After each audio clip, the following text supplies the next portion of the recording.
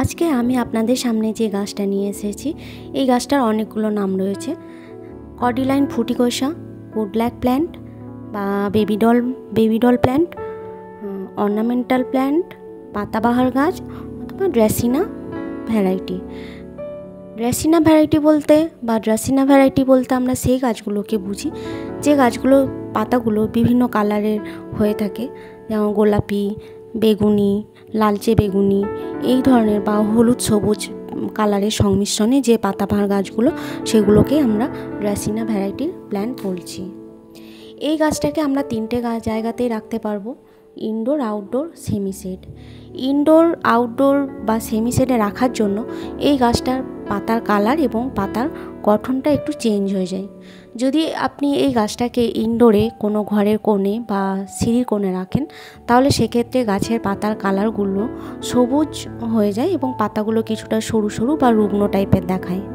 যদি আপনি গাছটাকে সেমিশেডে রাখেন বা বারান্দায় যেখানে হালকা রোদ আসছে সেখানে বা ব্যালকনিতে রাখেন, তাহলে সেক্ষেত্রে পাতার কালারটা বেগুনি এবং সবুজ দুটো আভায় সেখানে বর্তমান থাকবে।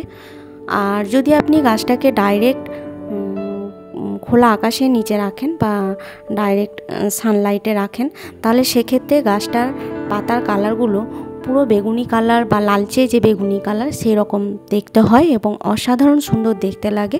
সেক্ষেত্রে পাতাগুলো পুরো প্লাস্টিকের মতো দেখতে লাগে। তো এই হলো, যদি আপনি তিনটে জায়গায় গাছটা রাখেন, তাহলে তিন জায়গায় রাখলে তিন রকম পাতার কালার হবে।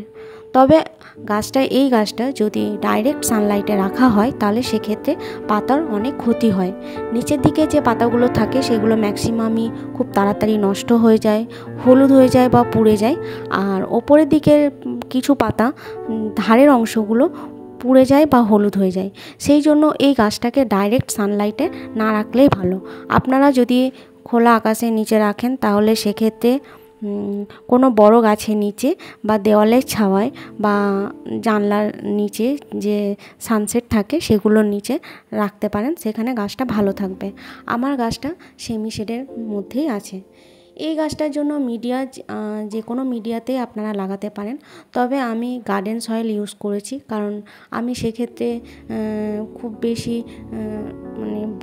অন্যান্য বাগানিদের মতো বালি, ভার্মি কম্পোস্ট বা আরও অন্যান্য যা সমস্ত রাসায়নিক সার বা জৈবিক সার মিশিয়ে যে গাছ লাগায়, সেটা আমি পারি না। কারণ আমি একটা জবের সাথে যুক্ত রয়েছি, তাই ভালোবেসে যতটুকু সম্ভব সহজভাবে সিম্পল ওয়েতে যে যতটুকু লাগাতে পারি সেটাই চেষ্টা করি। আমি আমার গাছটাকে গার্ডেন সয়েলের মধ্যে রেখেছি। তবে মাঝে মাঝে সময় পেলে খোল পচা জল বা নিম খোল বা পাতা পচা সার এগুলো দিয়ে থাকি। এই গাছটাতে খুব বেশি পোকামাকড় আক্রমণ হয় না। আমার গাছটা যে কদিন আমার বাড়িতে রয়েছে সে কদিন থেকে আমি কিন্তু দেখিনি যে এই গাছটায় কোনো পোকামাকড় রয়েছে। যদি আপনি দেখেন যে পোকামাকড় কিছু উপদ্রব হচ্ছে, তাহলে সেক্ষেত্রে আপনি নিম তেল ইউজ করতে পারবেন এবং সেখানেই দেখে নেবেন যে কোন রেশিওতে সেটা ইউজ হচ্ছে, কত লিটার জল এবং কত লিটার জলে কত ড্রপ ইউজ করতে হবে, সেটা আপনারা সেখানে দেখে নেবেন। আজকে আমি গাছটা মেনলি নিয়ে এসেছি এই কারণে, যেহেতু আমার গাছটার নিচের দিকের পাতাগুলো অনেকটাই নষ্ট হয়ে গেছে এবং সেটা দেখতে ভীষণই বাজে লাগছে। তাই গাছটাকে আমি ওই পাতাগুলো গাছটা থেকে আমি ছাড়িয়ে দেব, যাতে গাছটা দেখতে ভালো লাগে। না হলে আনটাইডি লাগছে দেখে গাছটা, সেই কারণে। এবং সেটারই একটা ভিডিও বানিয়ে আমি আপনাদের সাথে শেয়ার করেছি। এই গাছটা আপনি ডাল থেকেও লাগাতে পারবেন। ডাল কেটে যদি আপনার বাড়িতে একটা গাছ থাকে, তাহলে আপনি সেখান থেকে অনেকগুলো গাছই বানিয়ে নিতে পারবেন।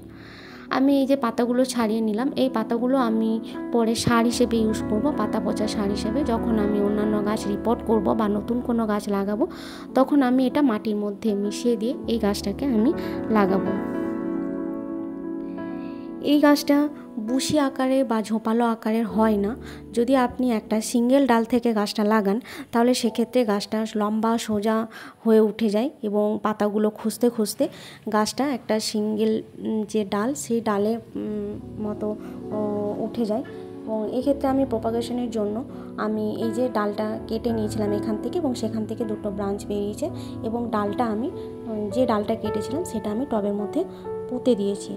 আপনি গাছটাকে বুশি বা ঝোপালো আকার দেখানোর জন্য আপনি এইভাবে ডালগুলো কেটে টবের ধারে লাগিয়ে দেবেন, তাহলে সেক্ষেত্রে আপনার গাছটা দেখতে সুন্দর দেখাবে এবং ঝোপালো বা বুশি টাইপের লাগবে।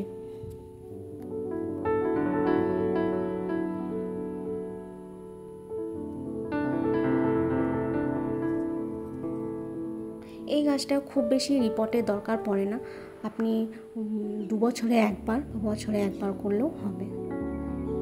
আপনারা খুব ভালো থাকবেন।